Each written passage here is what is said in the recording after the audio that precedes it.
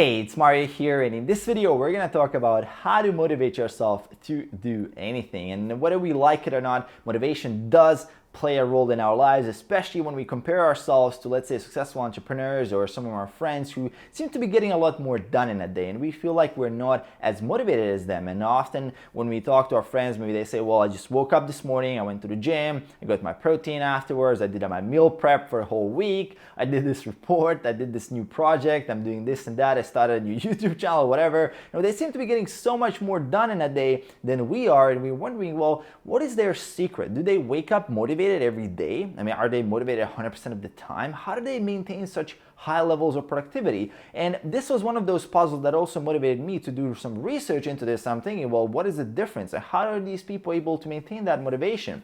And some of the theories that I came across were very interesting. And one of the most interesting ones was actually from a guy called BJ Fogg, who is a behavioral scientist at Stanford University. And he has a theory of motivation waves.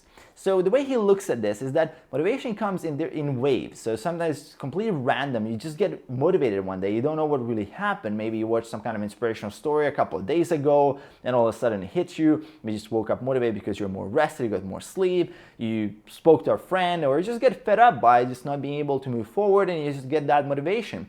And what happens when most people don't get that motivation is that they can't really start new habits. It's very hard to start new hard behaviors, especially if you want to change your life a lot, if you want to completely revamp your diet, for example, if you want to start exercising, if you haven't been doing that before. I mean, it can be quite tough to do that if you're not motivated at all, right? So if you're in that state of low motivation. But if you get that motivation high, what I see a lot of people doing is a mistake, and something that I made a lot of times, that let's say I wake up very motivated and I just spend that motivation, I just burn through that on doing very small, irrelevant, meaningless tasks. So I just go through my productivity list, I just check my emails from like 4 months ago, and I just see if there's anything to do there. And I don't really intelligently use that. I don't use it in a very smart way. And the way BJ Fogg suggests is that we use that motivational high, we use that motivational wave to actually structure and plan our future behavior to make it easier. So how does this translate to, let's say, training and nutrition? So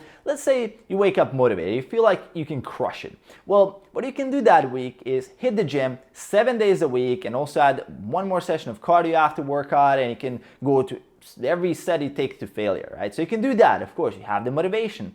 But instead, why not look at it more like a long-term approach? How I can make my training plan more sustainable? How I can make my training plan better? How can I incorporate more different types of movements that fit my body? Am I getting enough of progressive overload? Can I improve and optimize my technique? Can I learn and improve something that will give me a return for the long run, instead of going for that instant gratification of just going, oh, I'm gonna just crush it 7 days a week, plus cardio, and I'm just gonna burn through this motivation. Or same with the diet. I mean, you get motivated, of course, you can stick to 800 calories for 3 days, but is that a long-term approach? Is that gonna change anything if you're still not sure how to control your diet intake, how to manage your nutrition? That's not gonna make much of a difference if you just burn through that motivation. Instead, why not try to use that motivation wave to learn how to use MyFitnessPal?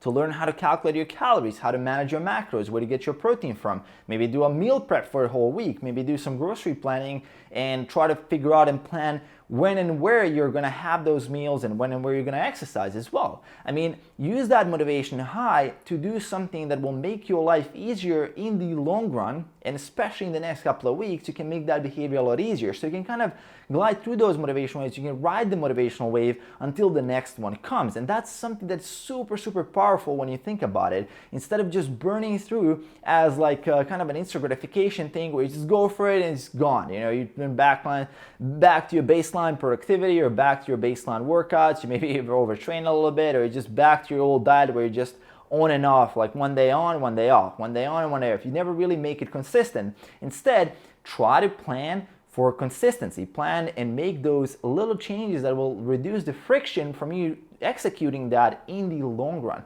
Super, super powerful. And if you look at a behavior, if you look at every single behavior, there's a harder part and there's an easier part. So let's say I'm gonna take an example of making these videos. So let's say I woke up motivated today. Well, I could just say, well, I'm gonna make 3 videos today. I'm just gonna spend all my motivation on making these 3 videos. Instead, why not I just sit down and do research for the 15 videos that I'm gonna make in the next 15 days.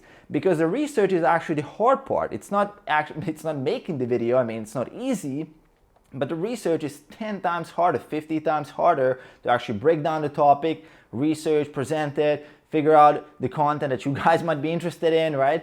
And that is the hard part. So I'm gonna spend that motivation action on planning the topic and breaking it down and doing research, digging through PubMed and places like that, instead of just falling for that instant gratification. Let me just knock out 2-3 videos and I'm good, right? And I'm back to my to ground zero. And that's something I've been using a lot. And this is something I would suggest to you as well. Analyze and look at behaviors in your life and what is the easy portion, what is the hard portion? Because the hard portion is the one that you want to crack through when you get a motivation wave, when you need that activation energy, as scientists call it. You know, they call that starting the habit is a lot harder than actually maintaining the habit. You probably noticed this as well. Let's say, a great example, let's say you want to do your math homework in high school and you're like, oh my God, this is gonna be impossible. You know, just looking at it, you think like, oh, you have to do all of this calculation, like there's so many of these tasks that I need to go through. But once you get started, you know, it's hardest thing is to get started. Once you get started, you kind of get that momentum and you simply go through that. Same with cleaning the house, you know, cleaning the room, and like your mom used to tell you, well, you should clean your room, and you're like, oh my God, I have to clean all this stuff.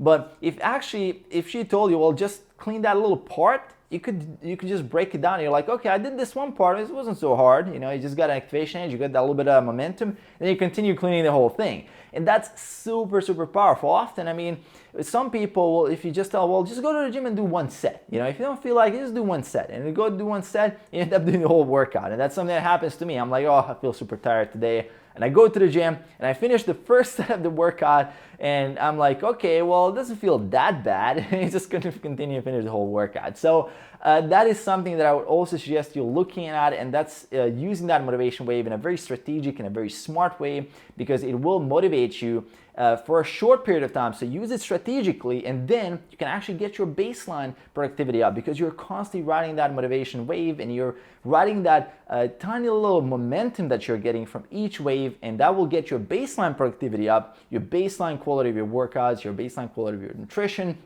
Hope you guys enjoyed, and I would love to hear from you in the comments below. What's your experience with the motivation wave theory? Do you agree with this? Do you feel like motivation sometimes just comes and sometimes just goes?